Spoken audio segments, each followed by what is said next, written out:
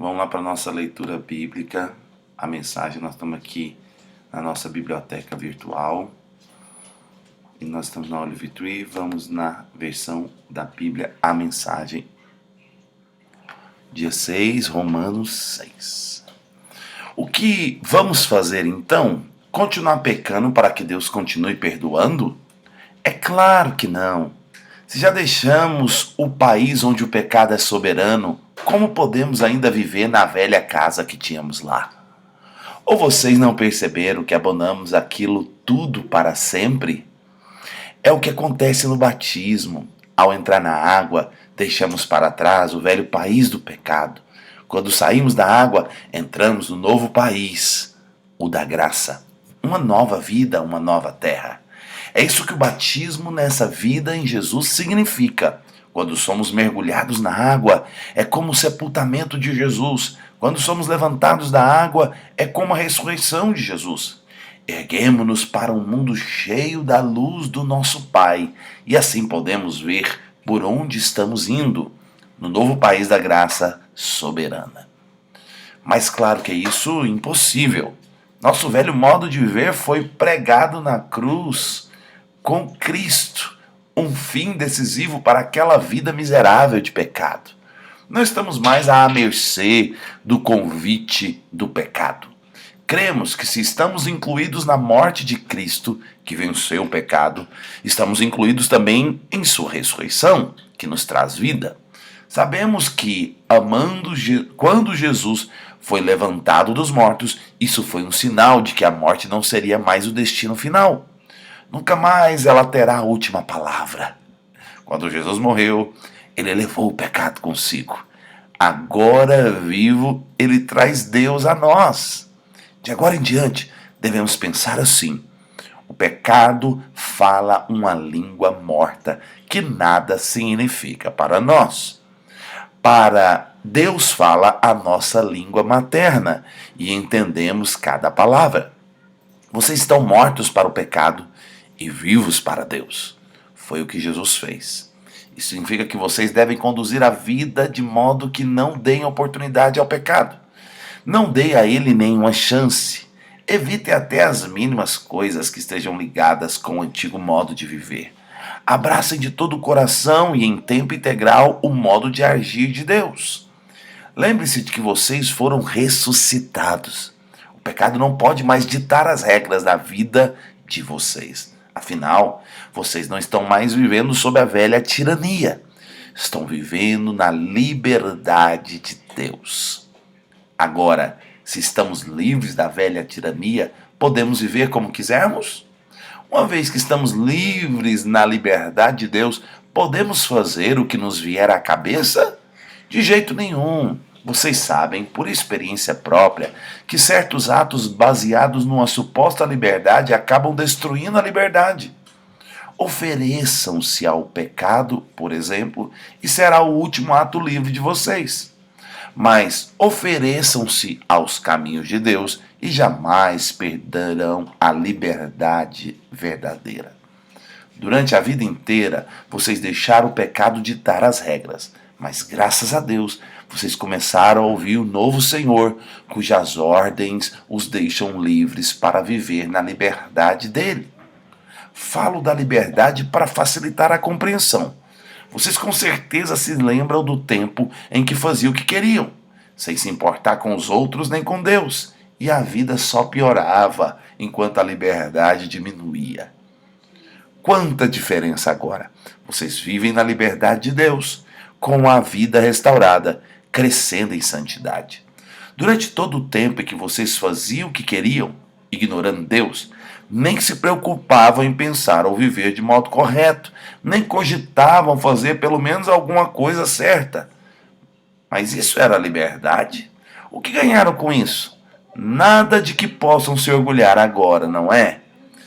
Aonde isso os levou? A um beco sem saída. Mas agora que entraram a verdadeira liberdade, não precisam mais ouvir as exigências do pecado. Vocês descobriram o prazer de ouvir Deus falando com vocês. Que bela surpresa! Uma vida plena, restaurada, integrada no presente, com muito mais vida a caminho. trabalhem para o pecado por toda a vida. Trabalharam para o pecado por toda a vida, e seu pagamento será a morte. Mas o dom de Deus é a vida real, eterna, proporcionada por Jesus, nosso Senhor. Chegamos aqui em Romanos 6, e a palavra agora está nos ensinando a sermos santos, como Jesus é santo, a sermos puros, verdadeiros, como Jesus é puro e verdadeiro. Então, o que acontece é que no capítulo 6 e 7, agora, Paulo vai revelar-nos o crucificados. Olha, acompanha o raciocínio. Os pecadores maus, pecadores morais, pecadores religiosos, capítulo 1, 2, 3. Aí vem o dom da justiça, ou justificados, capítulo 4 e 5. Agora no capítulo 6, crucificados. Se pudéssemos resumir esse capítulo 6 e também o 7, em uma palavra, resumiríamos em crucificados. O que significa isso? Significa o pecador que você era, morreu. É como se fôssemos uma árvore, uma pecadeira. Então por que uma pecadeira produz pecado? Porque está na natureza dela. Uma mangueira produz manga, uma jabuticabeira produz jabuticaba e uma pecadeira produz pecado. É como se tivéssemos nascido na Trevolândia e nunca seríamos cidadão da Luzilândia. Só se acontecesse um ato soberano e morrêssemos como cidadão da Trevolândia e ressuscitássemos na cidade Luzilândia e tornássemos luzilandês. Você entende o que eu estou dizendo? Então, gente, aqui em Romanos 6, Paulo está dizendo como é que Deus resolveu o problema para nós vivemos uma vida de santidade. E ele está trazendo aqui o poder da cruz. Ele está dizendo aqui para nós o significado do ato do batismo. O ato do batismo é o ato máximo de você dizer: eu creio para dentro da obra da cruz, eu creio para dentro da cruz de Cristo, eu creio para dentro de Cristo. E quando você crê para dentro da cruz de Cristo, você está sepultado daquela nação e daquela língua do pecado. Você está sepultado daquele império de tirania. Qual o problema?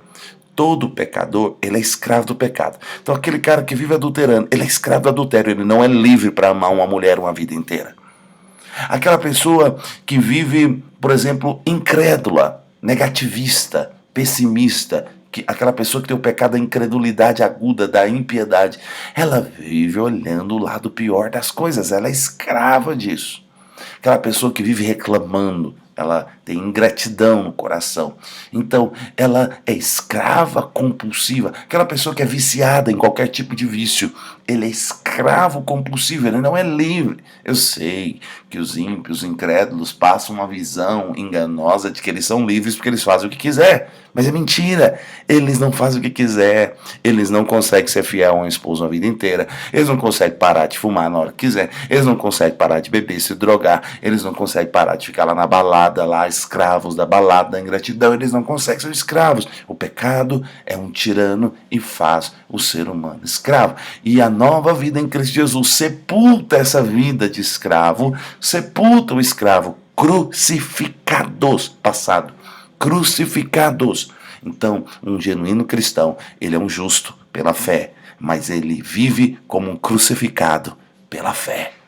E quando ele vive como um crucificado pela fé para o pecado, crucificado para quê? Para adorar, para ler a Bíblia, para meditar, ele está vivo e ressurreto. Mas para pecar, para mentir, para trair, para enganar, ele está morto. E quando você entende isso, muda tudo. Um genuíno mestre da palavra chinês chamado Watchman viveu no século passado. Ele conta que saiu com os amigos logo recém, quando começou a entender o evangelho de Deus. Começou a entender que ele estava crucificado do pecado. E ele saiu com alguns amigos que iriam se drogar, que eles tinham a prática de se drogar, de se prostituírem.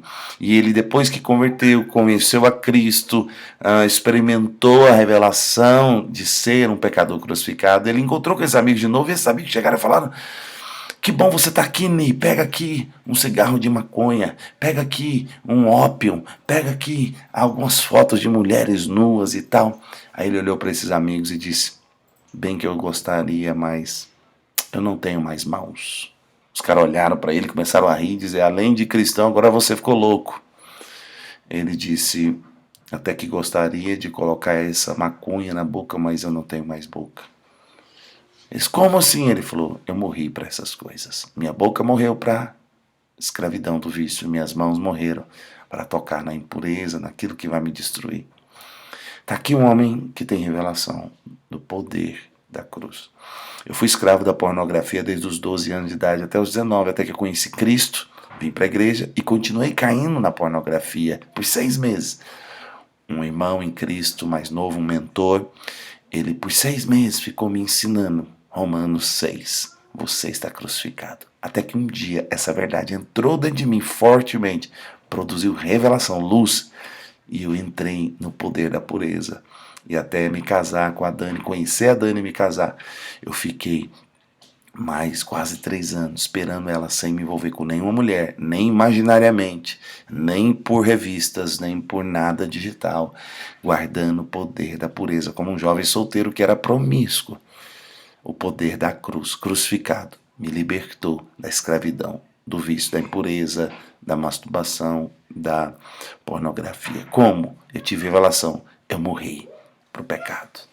Eu morri para essa tirania, para essa nação pecadeira, pecaminosa, e nasci na nação dos justos santos. E eu entendi isso. Como é que Deus resolveu o problema do pecado, então? O pecado entrou na humanidade. É importante você entender 3 coisas sobre o pecado. Existiu o pecado, os pecados e os pecadores. O pecado é o veneno, é a seiva elaborada da árvore pecadeira. Então todo ser humano tem o veneno do pecado na sua carne. Isso Paulo vai explicar no capítulo 7, eu já estou antecipando, né? Aí tem o pecado. Tem os pecados, que é o que você produz, é o que a pecadeira produz. E aí, como é que Deus resolveu o problema? Ele não tirou o veneno da nossa carne. Ele matou o velho homem, que é o pecador que você era. Que é o cara que executava o instinto do pecado. Ele matou lá na cruz. E se você crê para dentro da morte da cruz, do sepultamento, você crê para dentro da sua morte. Isso é o batismo. Bem-vindos, senhoras e senhores, ao reino dos céus, à Luzilândia. Acabou a tirania. Amém.